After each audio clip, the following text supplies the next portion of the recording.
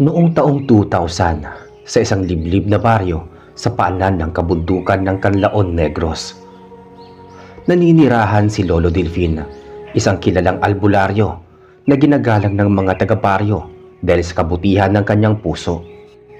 Halos kalahating siglo na siyang nanggagamot at marami na siyang natulungan, mula sa mga batang sinapian ng masamang espiritu hanggang sa mga binatang inusig ng kulam. Tahimik ang buhay ni Lolo Delfin.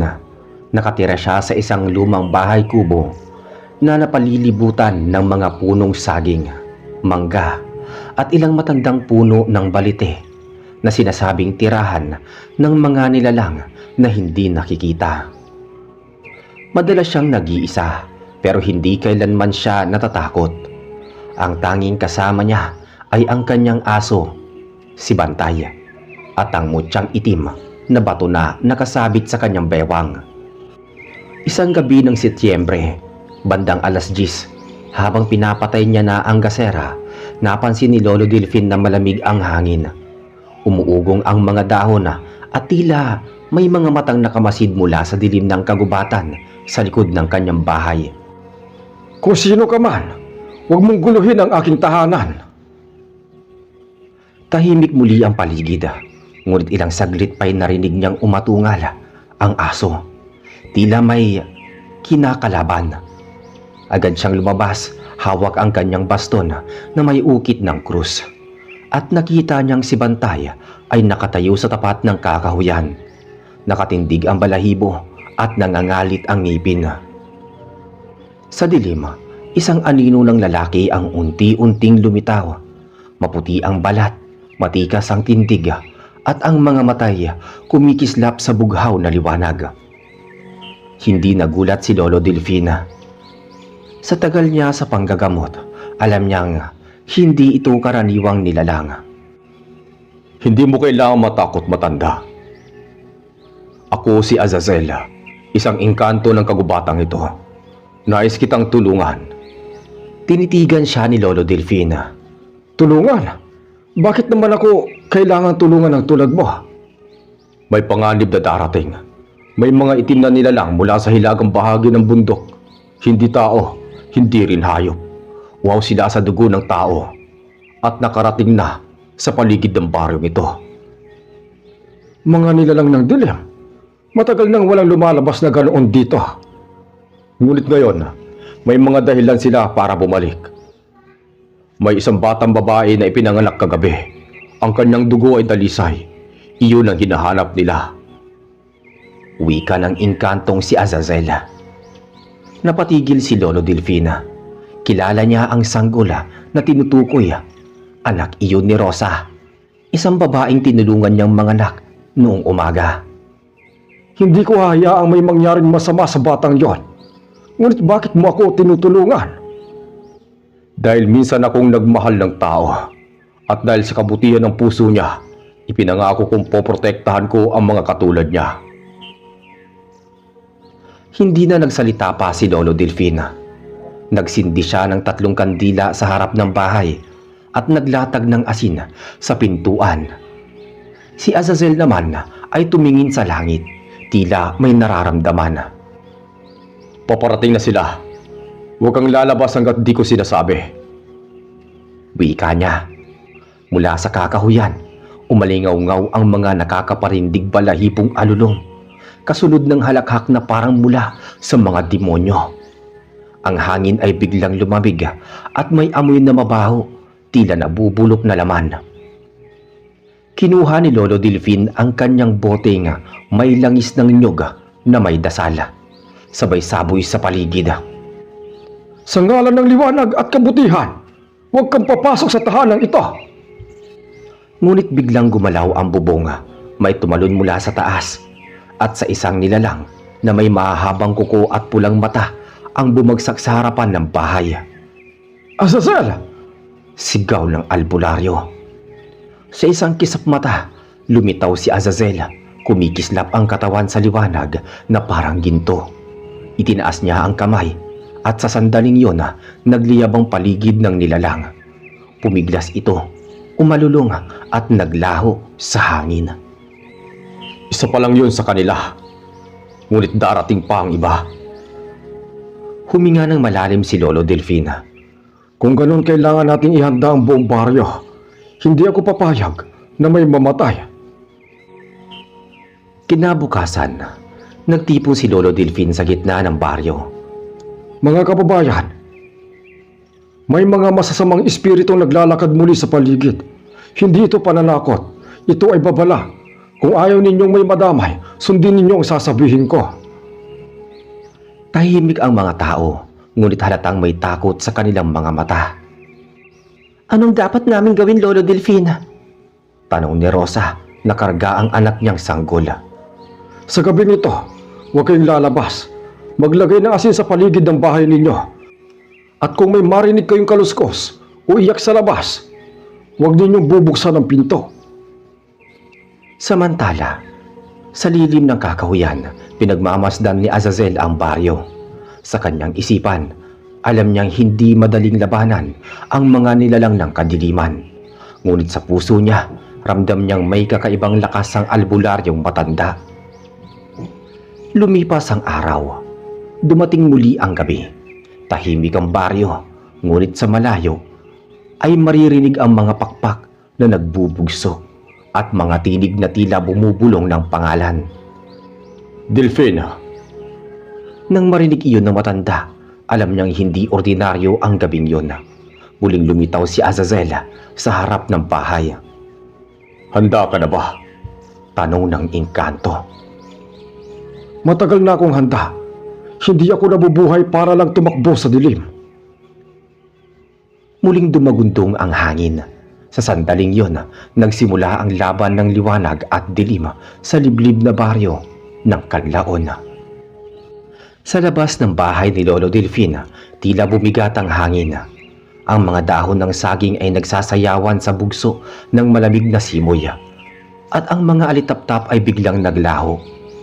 Ang buwan ay natakpan ng makapal na ulap at tanging liwanag mula sa gaserang nakasabit sa bintana ng kubo ang nagbibigay ng liwanag sa paligid. Nakatayo si Lolo Delfin sa may pintuan, hawak ang kanyang baston na may krus sa dulo. Sa kabilang banda, si Azazel, ang engkantong matikas at maputing lalaking nagbula sa kagubatan, ay nakatayo sa dilima. Bahagyang sumisikat ang bughaw na liwanag mula sa kanyang balat. Darating sila ngayong gabi. Ang mga nilalang ng hilaga, mga alipin ng itim na engkanto. Hindi sila titigil hanggat di nila nakukuha ang bata. Huminga ng malalim si Lolo Delfin. Hindi natin hahayaang may madamay.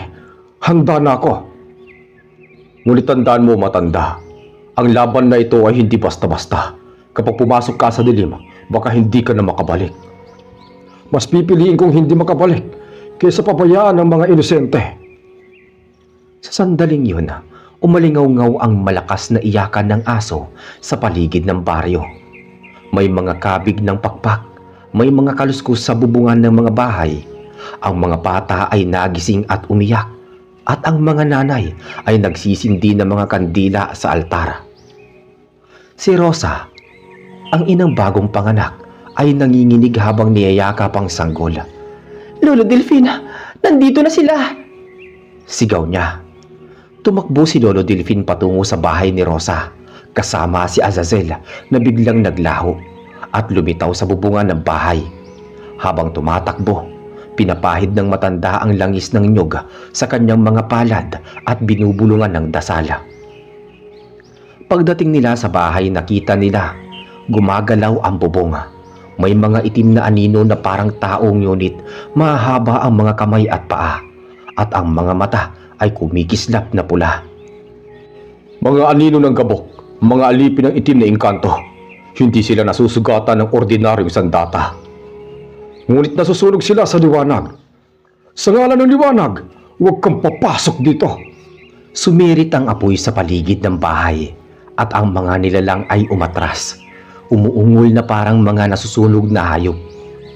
Ngunit mula sa likod ng kagubatan, may isang matangkad na nilalang na lumabas. May mahabang buhok at balat na kulay abo. Ang mga mata nito ay itim at walang puti. Ang tinig ay paus at mababa. Delphine, matagal na kitang hinahanap. Sino ka? Ako si Ragok, ang tagapagpasunod ng kadiliman sa Hilaga. Ang bata ay pag-aari ng aming Panginoon. Walang sino man ang may-ari ng buhay ng tao at hindi mo makukuha ang batang iyon. Ngunit bago pa siya makapagsaboy muli ng langis, lumitaw sa harap niya ang nilalang at itinapon siya palayo. Tumama siya sa pader ng bahay, ngunit agad siyang bumangon. Si Azazel ay naglaho sa hangin at lumitaw sa likod ni Ragok. Sabay hampas ng bughaw na liwanag mula sa kanyang palad. Nagsigawan ang mga nilalang ng dilim, nagkawatak-watak at naglaho sa usok. Subalit si Ragok ay hindi naapektuhan. Hindi mo ko matatalo! Sigaw nito, sabay hampas ng hangin na parang bagyo. Lumipad si Azazel at bumagsak sa lupa. Nagliliyab ang kanyang mga braso sa bughaw na liwanag.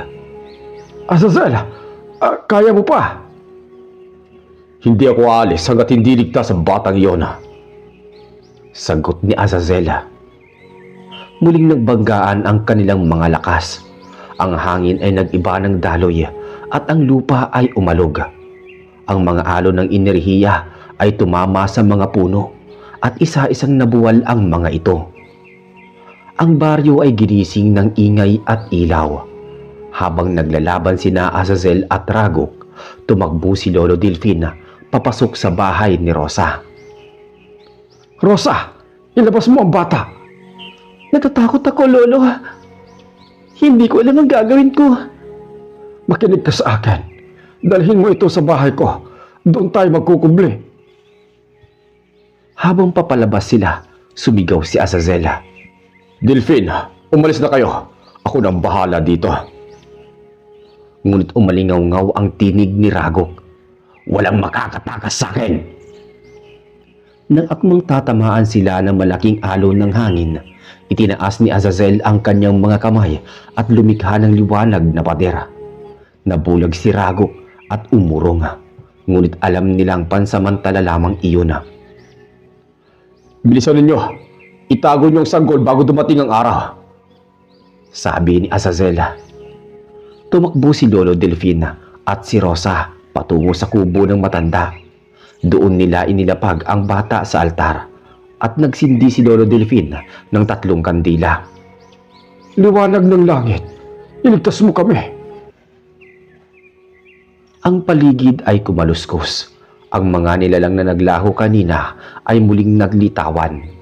Mas marami, mas mabangis.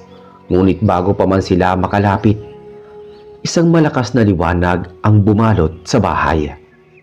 Si Azazel ay bumalik, sugatan ngunit matatag. Natalo mo ba siya? Hindi pa. Ngunit naitaboy ko siya sa taas ng bundok. Babalik siya, Delphine. Kailangan maprotekta ng batang ito hanggang sa 7 araw. 7 araw? Bakit 7? Sa 7 araw, mawawala na ang bisa ng sumpa ng dilim sa paligid. Ngunit kung hindi natin malalampasan yon, tuluyan niyang makukuha ang kaluluwa ng bata. Tahimik ang lahat. Tanging iyak ng sanggol ang maririnig. Kung ganoon, tutulungan kitang bantayan ng bata hanggang sa dulo. Ngunit hindi lang tayo, Delphine. Meron ding nilalang din ng liwanag na gustong tumulong sa atin. Sa labas ng kubo biglang sumabog ang malamlam na sinag ng buwan. Sa itaas ng bundok may mga mata na kumikislap. Nagmamasid sa kanila mula sa dilim. Maganda ka. Ang unang gabi pa lang ito. Lumipas ang ilang oras at tahimik muli ang paligid. Si Rosa ay natulog sa sahig habang yakap ang anak. Si Lolo Delphine naman ay nagbantay sa may pinto habang si Azazel ay nakatayo sa labas, nakamasid sa kagubatan. Azazel, bakit mo nga ba ginagawa ito? Hindi mo naman kami kailangang tulungan. Noong unang panahon, may isang albularyo ding tulad mo na nagligtas sa aking minamahala. Isinakripisyo niya ang sarili upang maligtas kami. Simula noon, pinangako kong tutulong ako sa mga taong may busilak na puso. Tinitigan niya si Lolo Delfin. Kung ganoon, marahil ay itinadhana kang dumating sa oras na ito. Marahil nga. Ngunit bago pa man sila muling makapagsalita, may biglang malakas na sigaw mula sa labas. "Tulong! Tulong!" Tumakbo si Lolo Delfin palabas. Nakita niya si Mang Romy, isa sa mga magsasaka, duguan at sugatan. Lolo, sinugod nila ang bahay namin. Kinuha nila ang anak ko." Saan banda? Sa may ilog."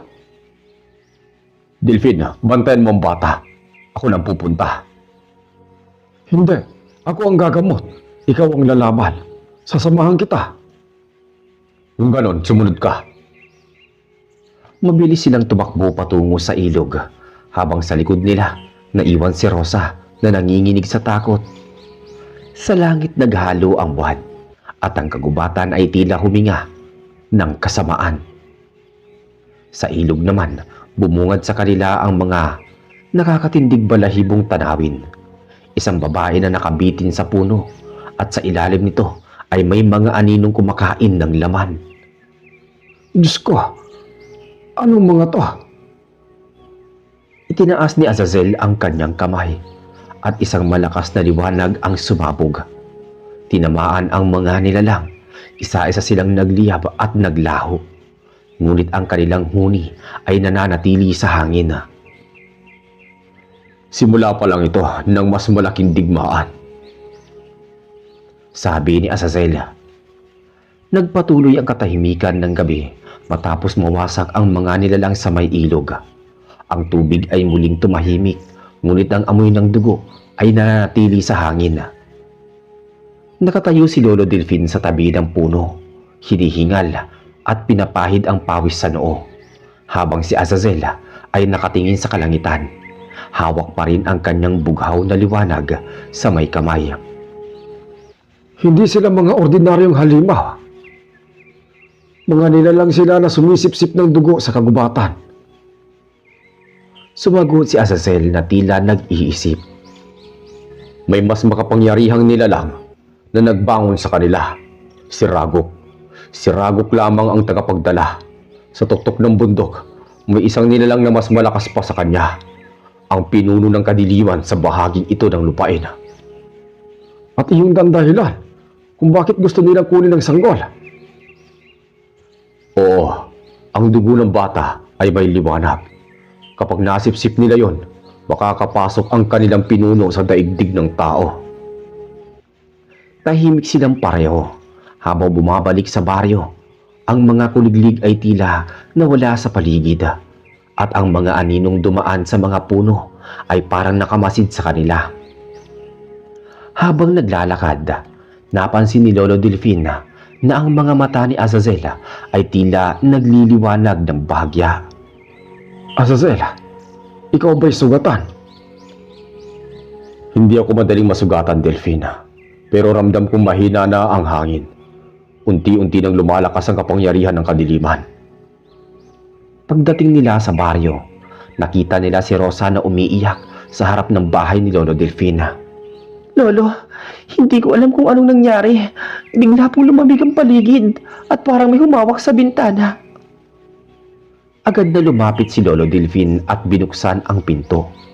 Ang sanggol ay payapang natutulog sa ibabaw ng altar. Ngunit ang apoy ng mga kandila ay nanginginig at may maliit na usok na kulay abo na umiikot dito.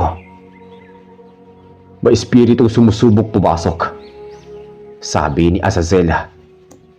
Mabuti at hindi pa sila nakapasok. Lumapit si Lolo Delfin sa bata. Busilak nga ang dugo ng batang ito. Ang liwanag niya ay umabot sa kabila ng laman. Tumingin si Rosa sa kanila, nanginginig. "Lolo, kailan matatapos to?"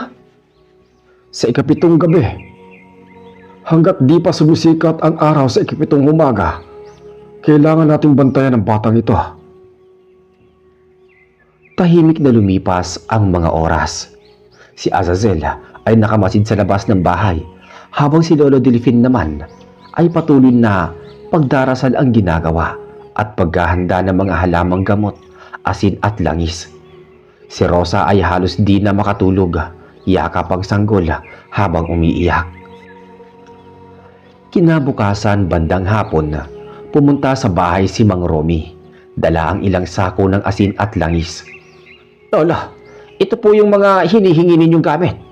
Pero may mga magsasaka daw na hindi pa nakakauwi mula sa kabilang baryo. Takot na takot po sila. Simula na naman. Bulong ni Azazela. Hindi tayo pwedeng tumigil, Azazela. Bantayan mo si Rosa at ang sanggol. Ako lang pupunta. Hindi ka dapat mag-isa sa kagubatan at may mga nilalang na hindi mo pa nakikita. Marami na akong nakita. Marami na akong pinagdaanan.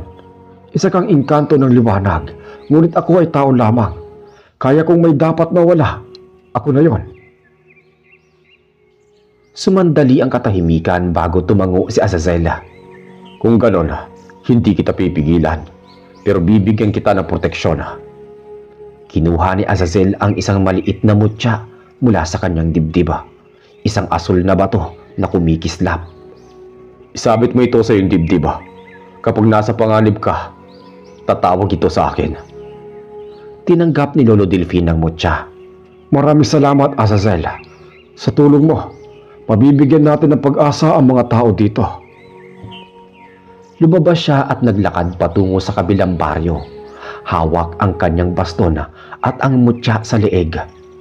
Ang araw ay papalubog na at ang kalangitan ay namumula. Sa kabilang banda, si Azazel ay nananatili sa bahay nakamasid kay Rosa na inaalo ang sanggola.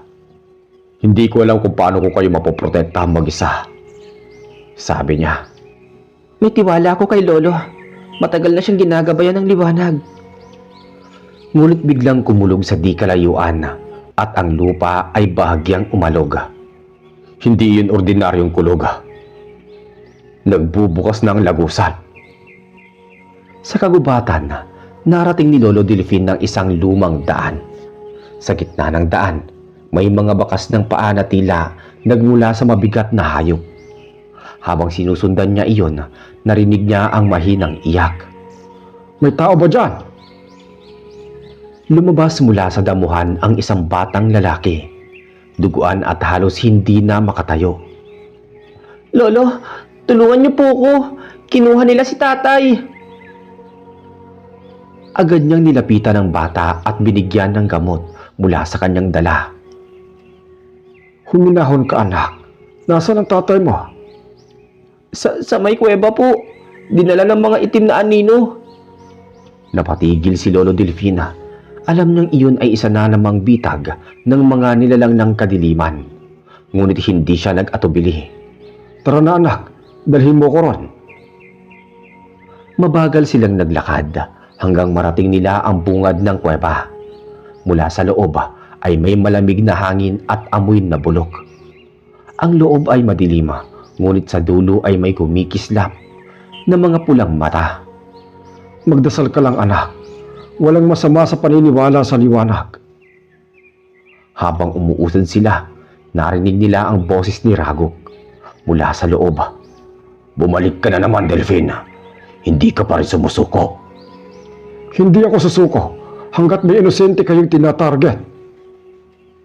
Sigaw ni Lolo Delfina.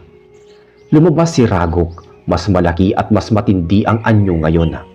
Ang katawan nito ay nababalutan ng usok at ang mga kuko ay parang bakal. Isang matandang albularyo laban sa kadiliman. Nakakatawa. Ngunit bago pa siya makalapit, nagliwanag ang mutya sa dibdib ni Lolo Delfina. Lumitaw sa harapan niya si Azazel, nag-aalab sa bughaw na liwanag. Hindi siya nag-iisa. Hanggat ako'y naririto, walang madilim na pwersang makakakuha sa kanila.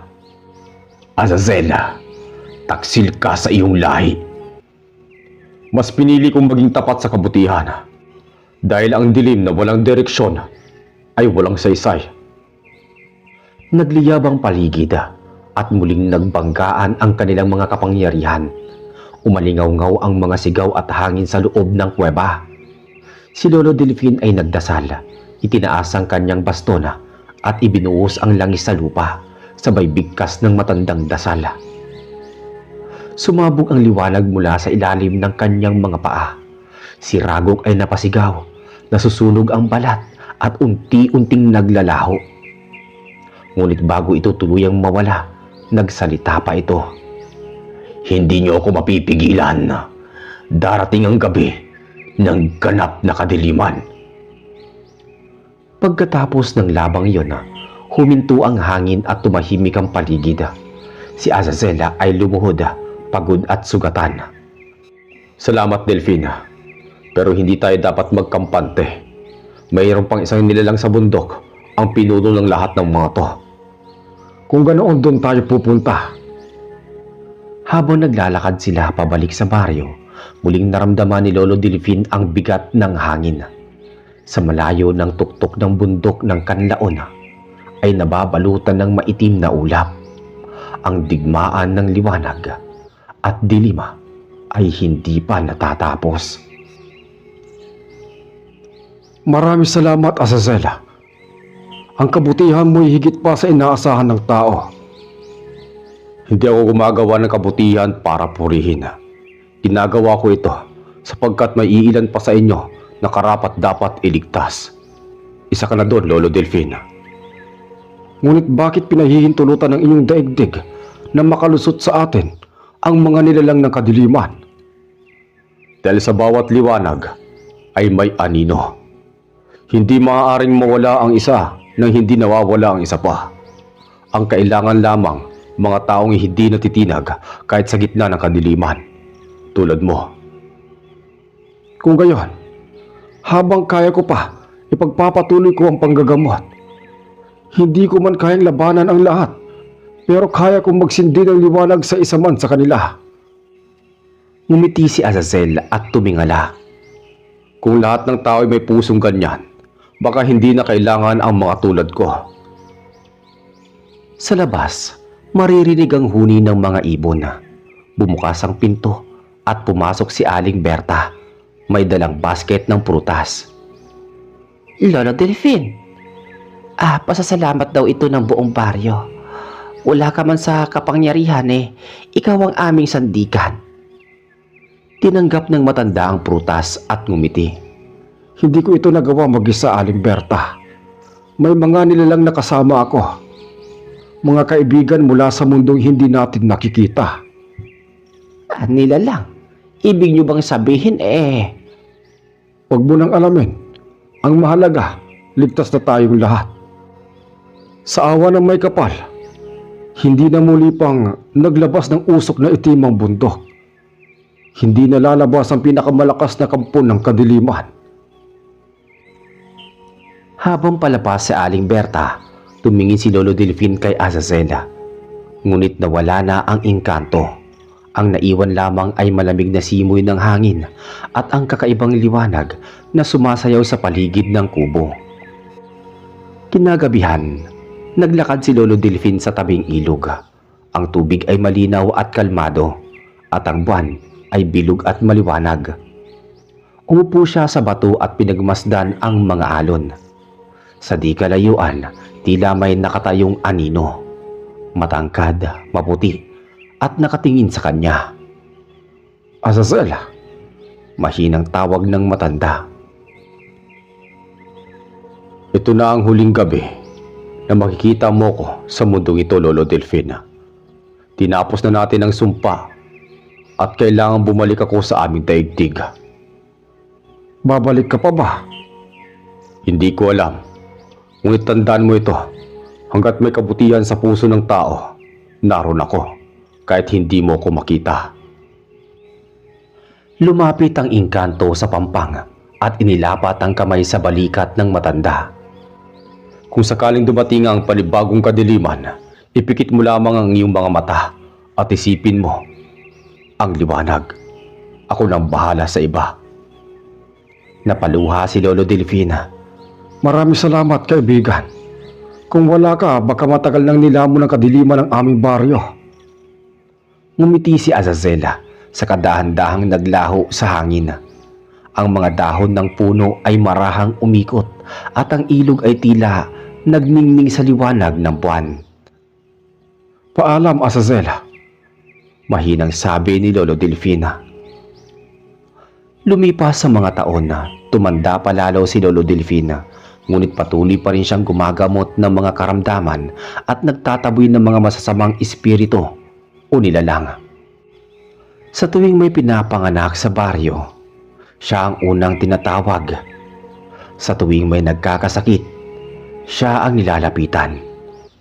At tuwing gabi, bago siya matulog, tinititigan niya ang puting balahibo na iniwan ni Azazel. Inilagay niya ito sa tabi ng lampara at binubulong. Gabayan mo kaming muli. Minsan sa isang gabing tahimik, habang siya'y nakaupo sa harap ng kanyang bahay, may malamig na ihip ng hangin na dumaan. Dala nito ang amoy ng bulaklak ng dalakit at ang mahinang tinig na pamilyar sa kanya na nagsasabi nga, Hanggang sa muli, Lolo Delfina. Napangiti ang matanda. Hanggang sa muli, Azazel. Mula noon, wala nang lumitaw na kampun ng kadiliman sa baryo. Ang mga tao'y namuhay ng payapa at ang pangalan ni Lolo Delfin ay naging alamat. Sinasabing tuwing gabi ng kabilugan ng buwan, may liwanag na bumababa sa ibabaw ng kanyang kubo. Parang isang sinag ng pag-asa na nagbabantay sa buong baryo. At sa tuwing may bata o matanda na nagdarasal sa gabi, maririnig nila ang malamig na ihip at mararamdaman ang hangin na tila may kasamang tinig na papulong. Isang tinig na nagsasabing, ang kabutihan ay liwanag at ang liwanag ay hindi kailanman maglalaho.